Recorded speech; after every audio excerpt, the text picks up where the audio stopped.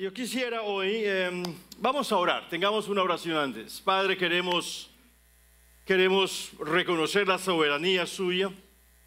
Eres un Dios soberano.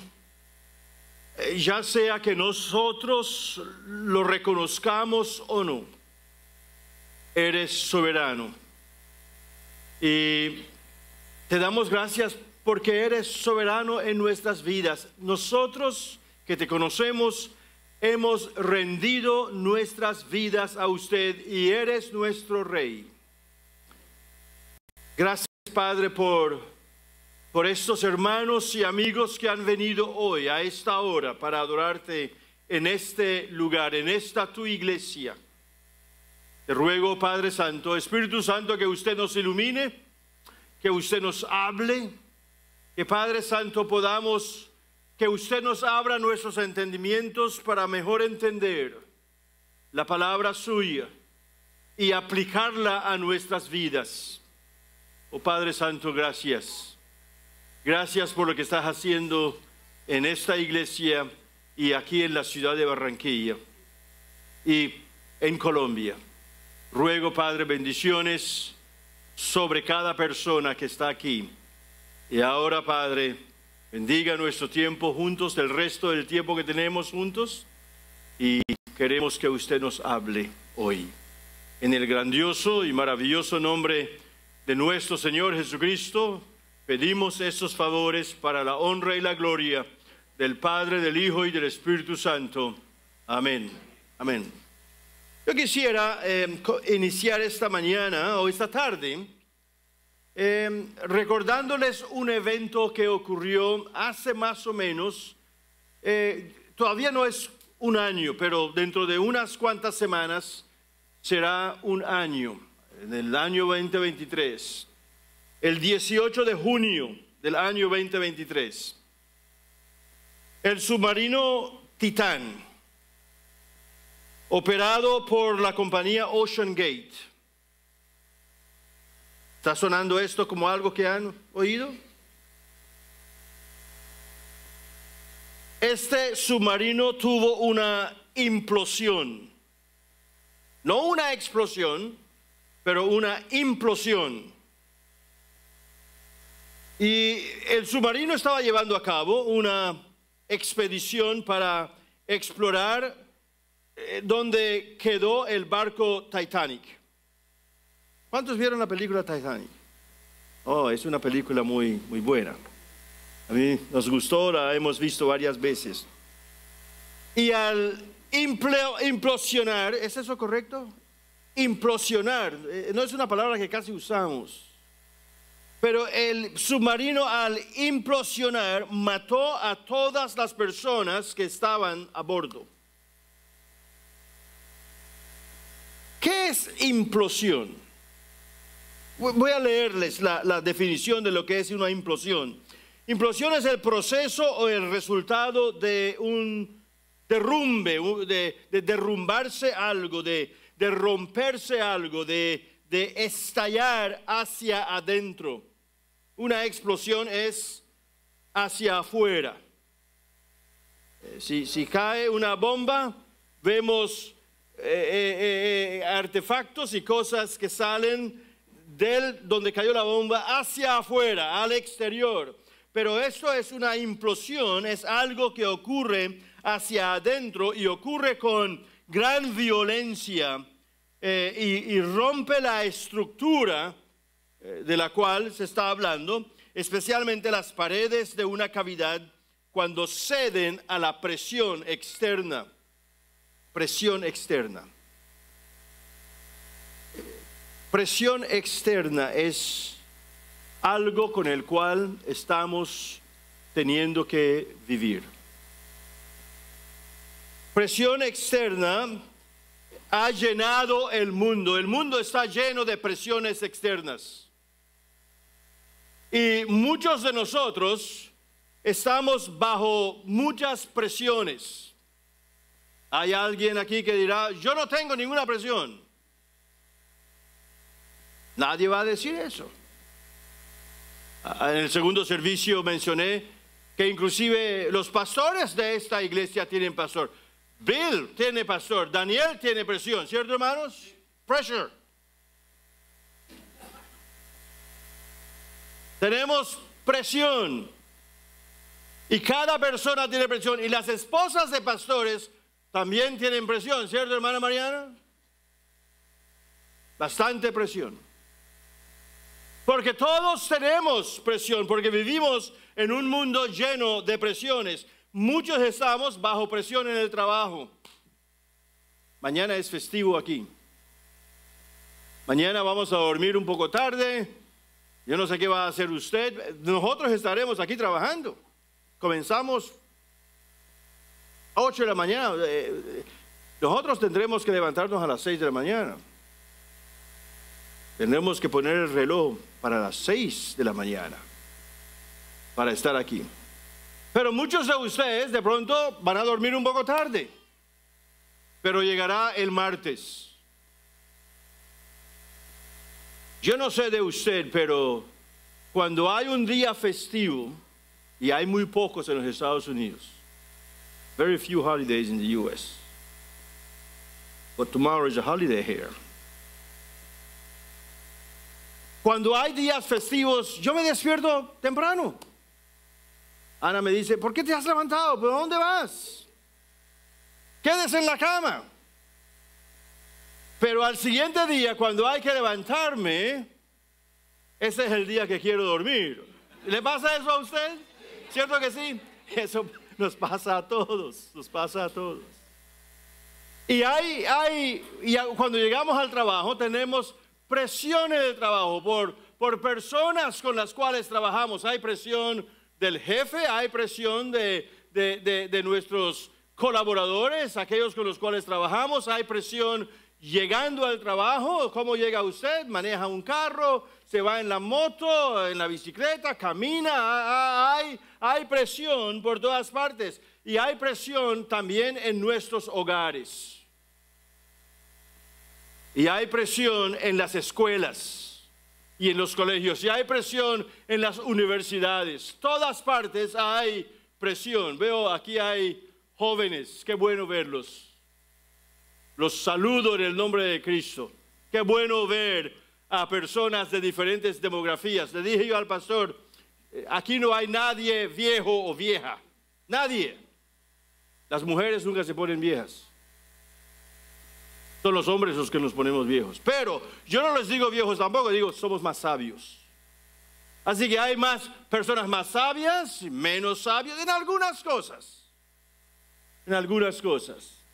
Qué bueno verlos a ustedes. Y todos los que estamos aquí, en todas las demografías, tenemos presiones. Y añada a esto ahora, tenemos las presiones culturales. Las presiones que vienen desde afuera, de la cultura. Hay presiones en las finanzas. Presión financiera coloca una presión diferente a una pareja recién casada. ¿Cierto? No nos alcanza, tenemos que pagar las cuentas, tenemos que vivir en alguna parte. Ha llegado, yo no sé de usted, pero yo noto que el final del mes, ¿cómo pagan la renta ustedes? ¿Al final del mes o al principio del mes? ¿Perdón?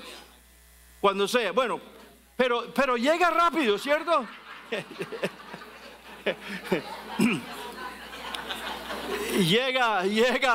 llega en cualquier momento. Bueno, ok. Yo le puedo. Llega rápido, ya sea que paga por semana, por 2 semanas, cada mes, cada final de mes. Bueno, en fin, perdón. Pasan rápido, muy rápido, y llegan y esto coloca presión financiera en personas. La universidad, estamos pagando la universidad y esas cuentas llegan rápidamente. Presión de la cultura. Es como si estuviéramos viviendo en una olla de presión. Le dije a los hermanos, nosotros tenemos una olla de presión que nos fue regalada cuando nos casamos. Fue un regalo de bodas. Y esa olla de presión nos ha servido por 43 años. Es una Imusa. Sí que la conocen, la Imusa, ¿cierto? Y esa olla de presión la tenemos y la guardamos bien y hay ciertas comidas que hay que colocar en esa olla de presión y llega a un tiempo cuando comienza a pitar y puedo imaginarme la presión interna que hay en esa olla de presión. Y parece ser que algunos estamos viviendo y tenemos que navegar en esa olla de presión. Es difícil. Es difícil. Pero hay otra persona a la cual usted también conoce, Satanás. ¿Han oído de él? ¿Lo conocen? Satanás está tratando de hacernos también colapsar. Es más, la Biblia nos dice que Satanás es el león rugiente. ¿Qué anda haciendo? ¿Buscando ayudarlo? Está buscando a quien devorar. Y Satanás devora a personas de diferentes demografías. A Satanás no le importa de dónde es usted, cuánta educación tiene, no cuánto dinero tiene. A Satanás no le importa absolutamente nada de esto. Él está buscando a quién va a devorar para hacerlo colapsar y para que usted tenga una implosión en su vida. Mis amigos y mis hermanos, debemos entender esto. No podemos decirle a la cultura que nos deje de presionar. No lo podemos hacer. La cultura no nos va a escuchar. Pero nosotros, usted y yo, creyentes, debemos aprender, debemos saber cómo vamos a vivir en medio de esta presión. Porque si no lo sabemos, eventualmente colapsaremos. Yo trabajé 30 años con jóvenes, especialmente en la escuela secundaria, grados 9 a 12. Y hubieron veces que tenía que hablar con jóvenes que habían hecho algo indebido, simplemente venían a hablar conmigo. Señor Robinson, ¿puedo hablar con usted? Claro, mi oficina siempre estaba abierta para ellos. Y me decían, yo estoy estresado. ¿Conocen ustedes esa palabra? Estresado. Sí, es parte de la presión, pero parece que la palabra estresado no existía antes. La prestamos del inglés, stress. Y lo convertimos a una palabra en español, estrés. ¿Y qué está pasando en la vida de jóvenes?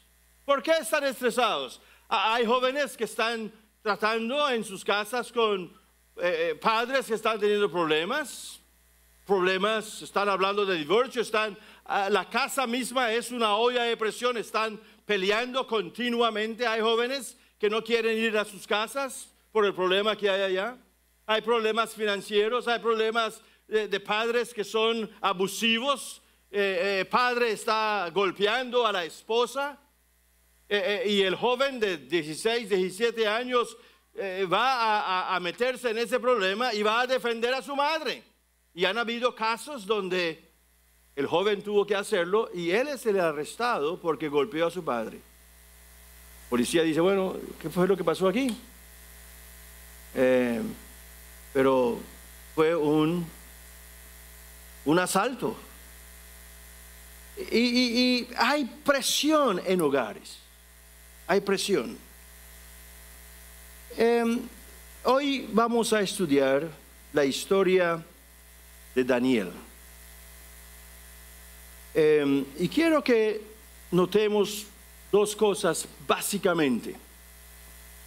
La fidelidad de Dios, pero también la fidelidad de Daniel. ¿Ok?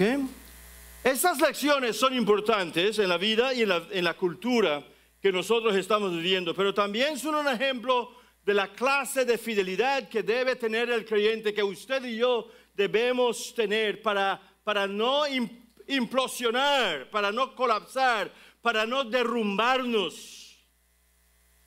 Porque lo que está pasando es esto: personas que no aguantan, terminan, unos van a terminar en el manicomio, en el hospital psiquiátrico, o van a suicidarse. Jóvenes que son expuestos al bullying. Esa es otra palabra que no conocíamos, ¿cierto? Jóvenes, ¿qué han hecho jóvenes que no pudieron aguantar? En Estados Unidos oímos de esto continuamente. Kids that are bullied. Pressure. Presión. ¿Qué hacen? Se suicidan. Se cuelgan.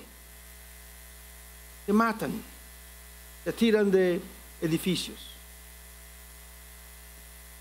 Y hay adultos que también lo hacen. Entonces debemos acudir a la Biblia, a la palabra de Dios, para saber qué es lo que debemos hacer, cómo debemos operar en esta presión. En primer lugar, entonces, quiero que leamos el libro de Daniel, el capítulo 1, versículo 1 al 8. Daniel 1, 1 a 8, y dice esto: en el año tercero del reinado de Joacim, rey de Judá, vino Nabucodonosor, rey de Babilonia, a Jerusalén, la sitió, la rodeó y la tomó. El Señor, el versículo 2 nos dice que el Señor entregó en sus manos a Joacim, rey de Judá, y parte de los utensilios de la casa de Dios, y los trajo a tierra de Sinar, a la casa de su Dios. Ahora yo quiero mencionar algo aquí.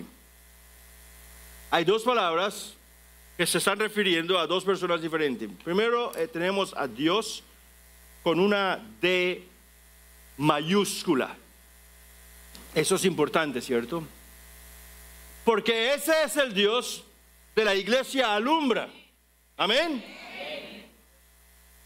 Ese es el Dios a quien nosotros servimos. El Dios con una D mayúscula. Él entregó por la desobediencia del rey Joacim, por lo que estaba ocurriendo. Él entregó, Dios hizo que esto ocurriera. ¿Y qué hizo Nabucodonosor? Llevó estas cosas a la casa de su Dios. Este Dios está escrito con una D minúscula. Un Dios con una D minúscula es indicativo de un Dios pagano.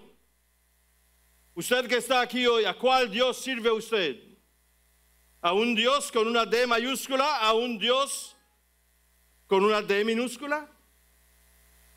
¿A otro ídolo? ¿A quién está sirviendo?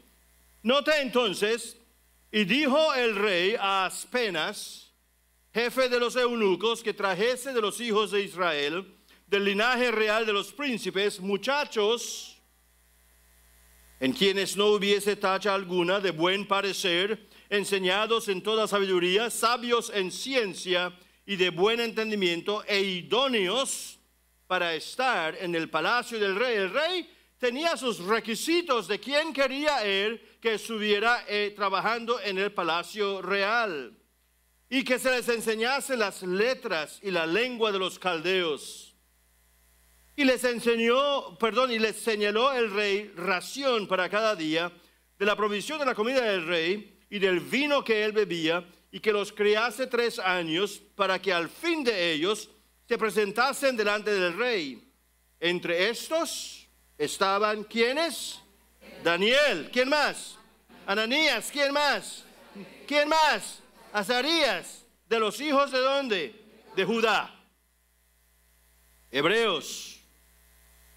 A estos el jefe de los eunucos puso nombres.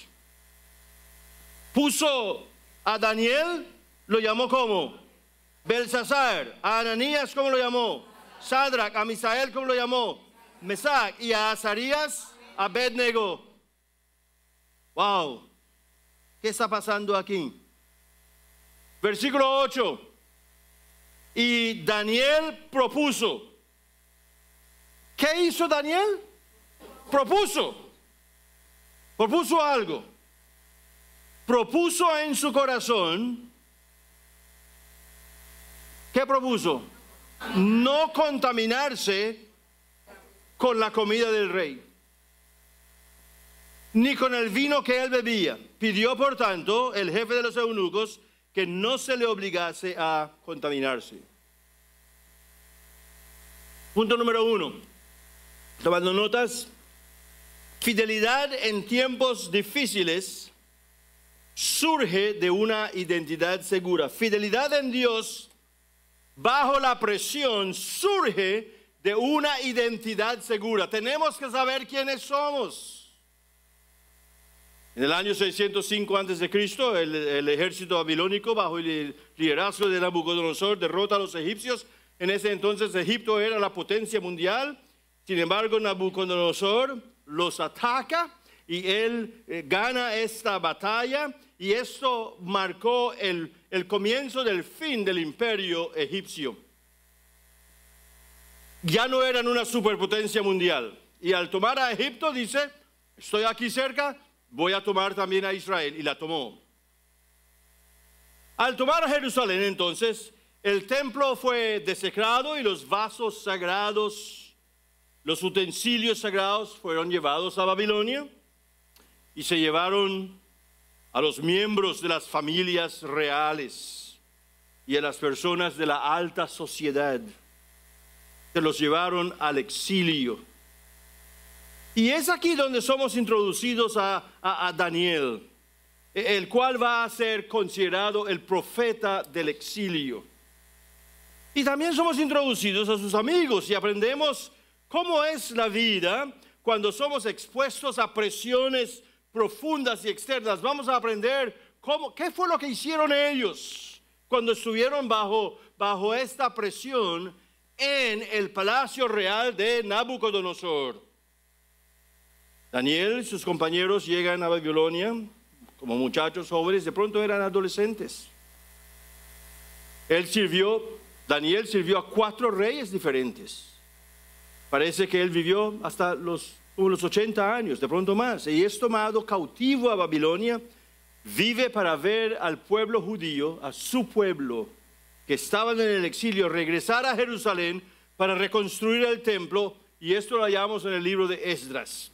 Pero también vive para ver la reconstrucción de la muralla de Jerusalén, y lo encontramos en el libro de Nehemías. Ninguno otro, se nos dice que ninguno otro entre los hijos de Israel tuvo una posición de más alto honor e influencia como Daniel. Y él sirvió muy bien al rey Ciro, el rey de Persia. Y fue Ciro el que permitió que ellos comenzaran la migración para el regreso a su tierra natal. Entra entonces en la cena el jefe de los eunucos. El rey le dice qué es lo que él tiene que hacer. Él está encargado de desarrollar la próxima generación de hombres sabios de este reino con que había sido conquistado y los habían traído al exilio. Y esta era la estrategia. Hay una estrategia en todo. Y la iglesia también tiene una estrategia. Cuando Cristo nos dio la gran comisión, dijo: id a hacer discípulos. Tenemos una estrategia. La escuela bíblica de vacaciones es una estrategia para alcanzar a otras personas, ¿cierto? Todo esto es una... Y ellos tenían una estrategia. Hay unas estrategias que son buenas y hay unas que son malas. Esta era una estrategia mala, pero era una estrategia. Esto era parte del entrenamiento, parte del curso. Ellos entraban, invadían el país, destruían las ciudades, tomaban los cautivos más prometedores y los endoctrinaban en sus prácticas y los entrenaban con los propósitos de ellos en mente. Les dan una educación nueva. El rey les dice que deben ser entrenados en la literatura, no en la literatura hebrea, en la literatura de los caldeos, en el idioma de los caldeos. Ellos eran los estudiantes de Enor, eran los más competentes para trabajar en el palacio del rey, y van a entrenarlos en la literatura y en el lenguaje. Mis hermanos, yo pienso en esto. Hay una situación que debe preocuparnos a todos. Aquí hay jóvenes que de pronto ya están asistiendo a universidades, están estudiando una carrera. Lo que hemos estado notando es jóvenes van a una universidad y son jóvenes creyentes que van y en un semestre regresan diferentes. En un semestre. ¿Han notado esto ustedes aquí en este país, en Barranquilla? En un semestre. Están siendo entrenados y educados a veces por profesores que no son creyentes en nada, son ateos. Son ateos. Y es en realidad una tristeza que padres pagamos para que nuestros hijos vayan a la universidad y les estamos pagando para indoctrinarlos en cosas que nosotros no creemos. ¿Cierto? Y esto es lo que estaban haciendo con Daniel y sus compañeros. Esto de la comida. Vamos a cambiar su comida. Tendrán una nueva educación, pero tendrán que acostumbrarse a una nueva dieta, a la comida del rey. Y después de un periodo de 3 años, serían presentados a él para que él los entrevistara, a ver si estaban listos ahora para servir en el palacio del rey. Pero note ahora esto. El último elemento, el cual causó un cambio, no es únicamente una nueva cultura, no es únicamente el idioma nuevo y la literatura que iban a tener que aprender, no es únicamente las comidas de la mesa del rey. No te lo ocurrió, les dieron nombres nuevos. Nombres nuevos. Y este es un cambio drástico en sus vidas. Miren los nombres. Esto es importante. El nombre hebreo de Daniel significa Dios es mi juez. God is my judge. Dios es mi juez. Le cambiaron el nombre a Belsasar. ¿Y qué significa Belsasar? Baal me protegerá. ¿Quién es Baal? Un dios pagano. Daniel fue entrenado para creer Dios, el Dios con una D mayúscula, el Dios que nosotros servimos, es el que es juez. Y ahora dice, no, Baal, él es el que me protegerá, este Dios pagano me protegerá. Ananías, ¿qué significa Ananías? Dios es un Dios de gracia. Oh, la gracia de Dios. Gracias por la gracia de Dios. No nos cansamos de darle gracias a Dios por la gracia de Él. El regalo que no merecemos, el regalo de Cristo en la salvación. No nos cansamos de cantar, de alabar, de glorificar a Dios, de enaltecer el nombre de Dios por la gracia de Él, ¿cierto? Porque por gracia sois salvos. Y esto no de nosotros, para que nadie se gloríe. Nadie puede decir, yo lo he hecho. Nada de esto. Y a Ananías le cambian el nombre a Sadrach, lo cual significa que está bajo el mando de Aku, el cual es el dios de la luna. The moon god. Cambio drástico, ¿cierto? Y continúan los cambios a Misael, lo que significa ¿quién es Dios? Who is God? A Meshach. ¿Qué significa esto? ¿quién es Aku? ¿Quién es Aku? En vez de quién es Dios, ¿quién es Aku? Otra vez, el dios de la luna. Y finalmente a Azarías, Dios ha ayudado a Abed-Nego y siervo de Nebo. ¿Quién es Nebo? El dios pagano de la ciencia. Tenían muchos dioses. Muchos dioses. ¿Qué está pasando aquí? Es realmente simple. Es un cambio de identidad. Y los babilonios están tratando de cambiar la identidad de los judíos. Y la estrategia es destruir la identidad de una persona y establecer otra. Tremper Longman escribió esas palabras. El propósito de Nabucodonosor era entrenarlos en la cultura de Babilonia con fines de propaganda. Serían reprogramados. ¿Ha escuchado usted esa palabra? Reprogramados. Hay universidades donde personas son reprogramadas. Parece ser que al darles una nueva identidad y una nueva lealtad, les dieron nombres asociados con dioses babilónicos. Y esa es la aplicación, mis hermanos.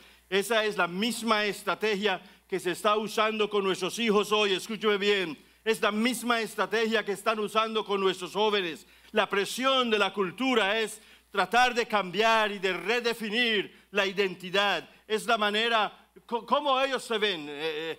Se van de nosotros y cambian de la manera como se ven ellos mismos. ¿Por qué es esto así? Es porque si pueden cambiar cómo se ven a sí mismos, podrán darles una nueva cosmovisión. ¿Cómo? ¿Qué pienso de Dios? Pues el profesor de computación dijo que él es ateo. Yo lo respeto a él. Él ha influido en mi vida y todos los días recibe una dosis de ateísmo. No cree quién es Dios. Pruébeme que hay un Dios. Y poco a poco, están siendo reprogramados, cambian la cosmovisión, hacen que vean el mundo de una manera diferente. Y es por esto que los babilonios están tratando tan fuertemente de educarlos, de indoctrinarlos, de confundirlos, de cambiar su identidad. Porque si uno puede hacer que uno cambie su identidad, entonces uno también podrá controlarlos. Ese es el ataque de la cultura. ¿Sabe que la cultura dice? Ya no hay dos géneros. ¿Está pasando esto aquí en Colombia? ¿En Barranquilla? Eso es uno de esos. ¿Cierto? Está pasando en todas partes. Ya no hay dos géneros. Hay los que uno quiera tener. Y se pueden inclusive crear más. Hay espacio para más. La cultura nos está gritando, escoja su género. Ahora hay lugares donde cuando nace un bebé no le colocan su género, porque dejan que el bebé, cuando sea posible, escoja qué quiere él o ella ser. Esto no es bueno. Va en contra de lo que Dios nos ha enseñado. Escoja su sexualidad. Más esta mañana estaba desayunando y vi a dos hombres sentados y abiertamente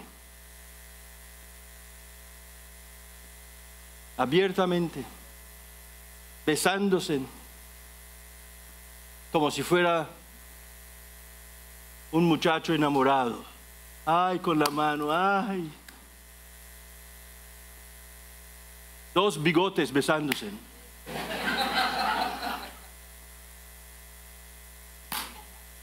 ¿Qué cosa es esa? Triste. Y nuestros niños están siendo expuestos a esto.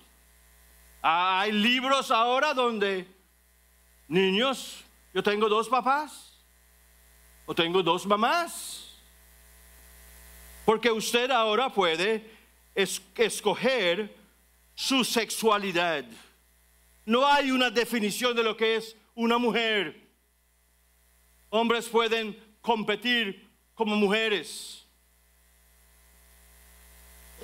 No pueden ganar a los otros hombres, así que voy a competir con las mujeres.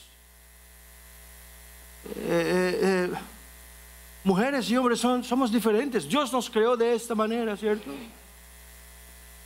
Y debemos aceptar como Dios nos creó. Ser una madre es algo espectacular, es algo único de mujeres. Hombres no podemos ser madres.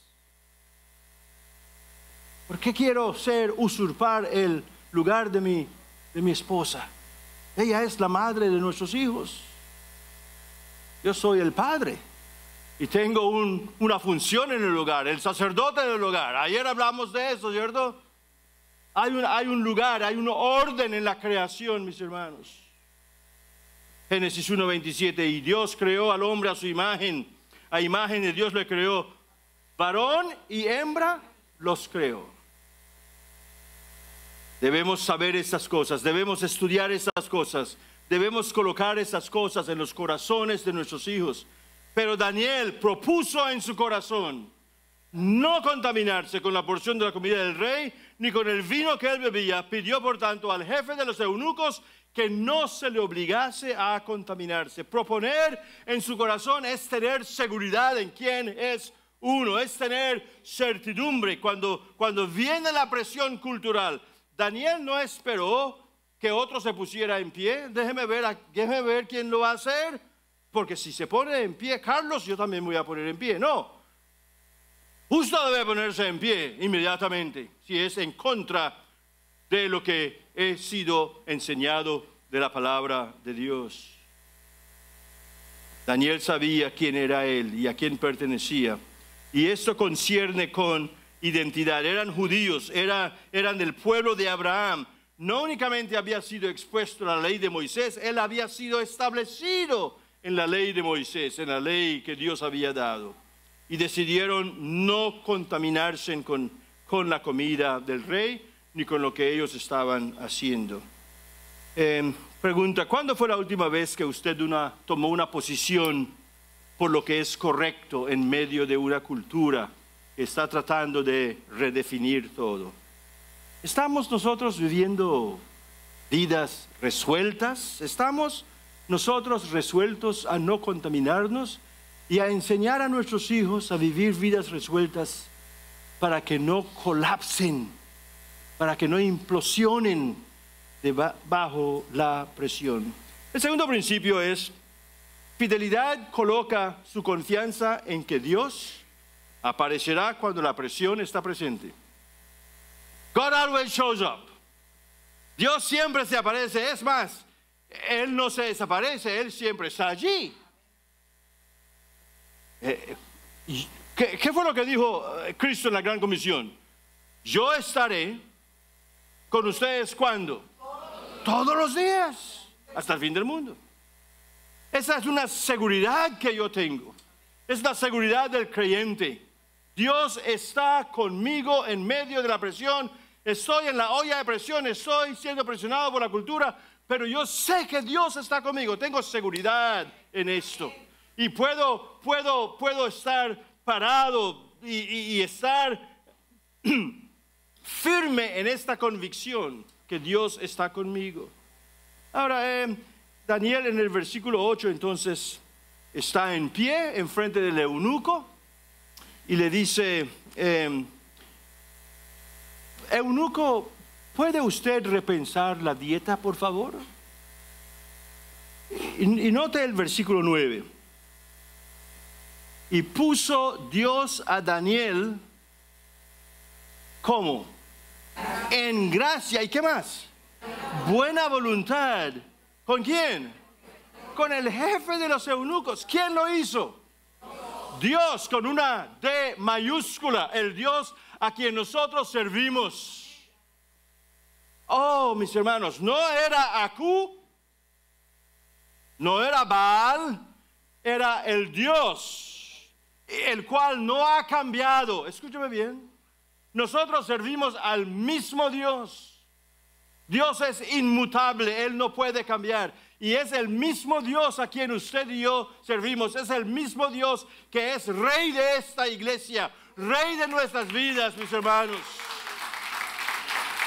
Oh, nosotros podemos estar parados firmemente en esta promesa. Yo estaré con ustedes. Y Él estuvo con Daniel ese día.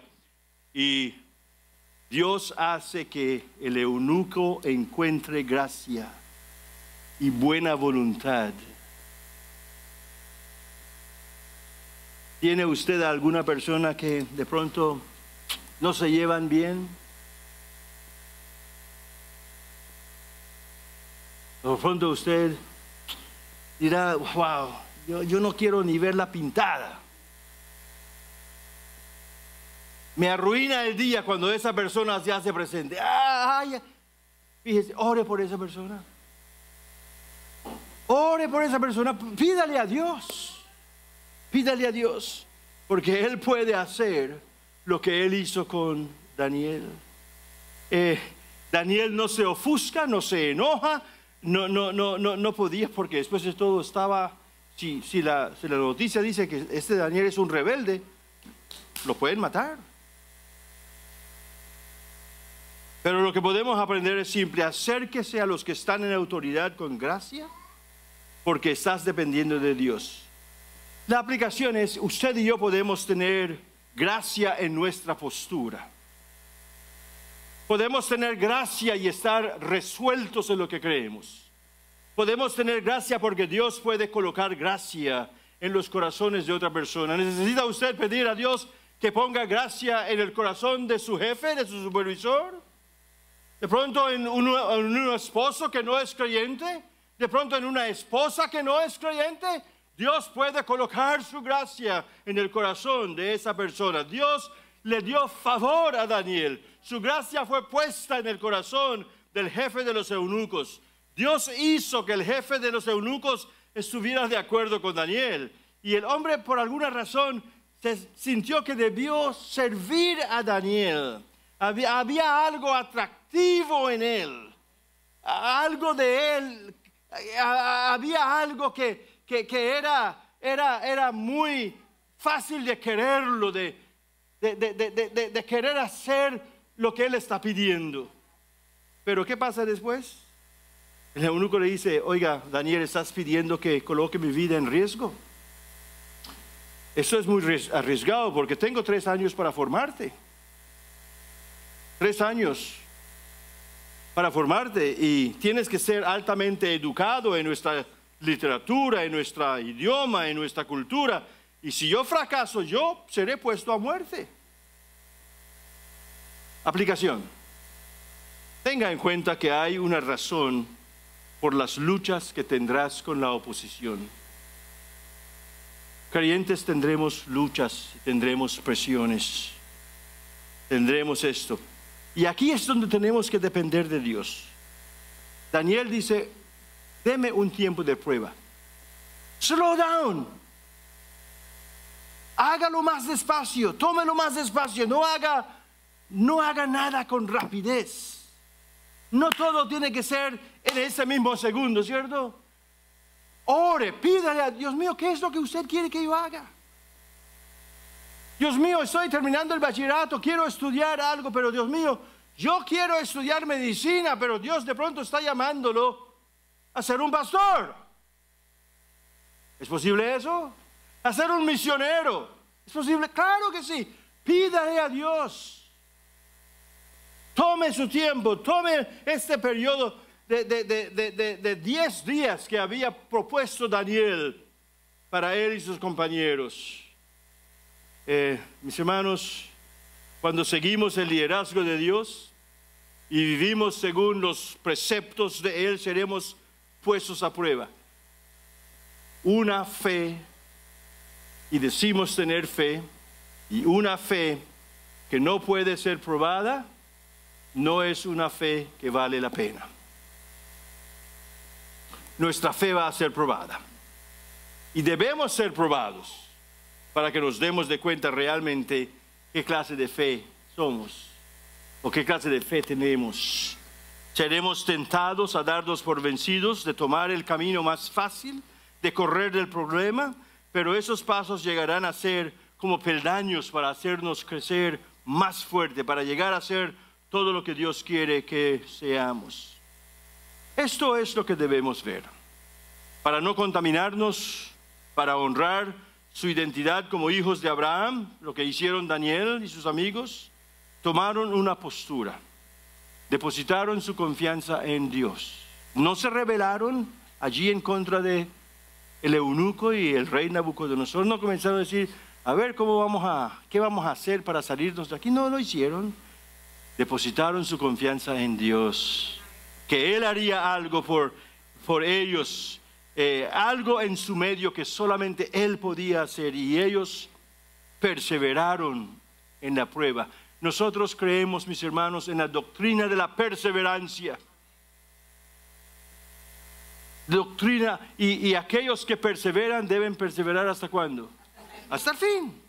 Hasta el fin.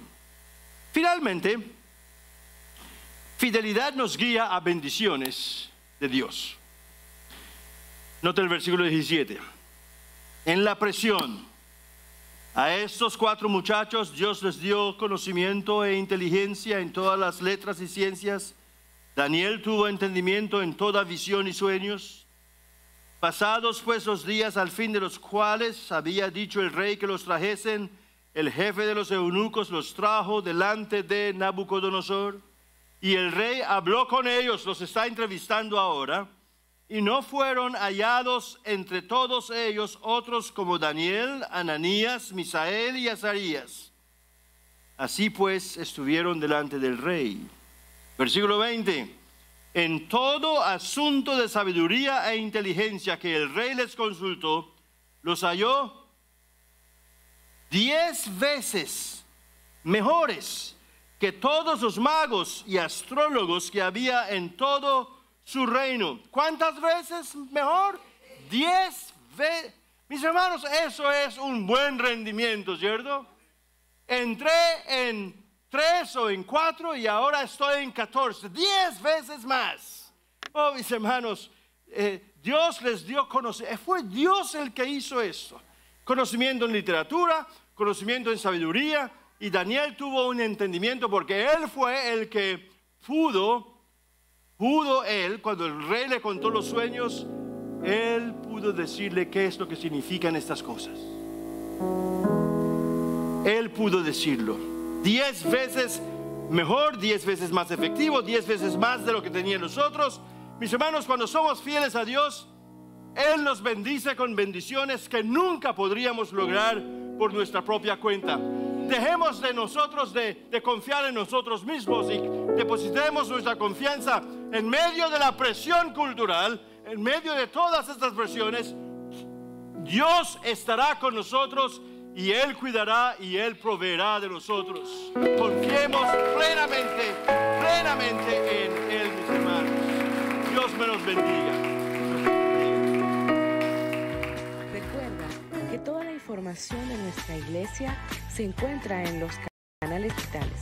En nuestro canal de YouTube podrás encontrar las series y las enseñanzas de nuestra congregación. Alumbra, una familia de intimidad.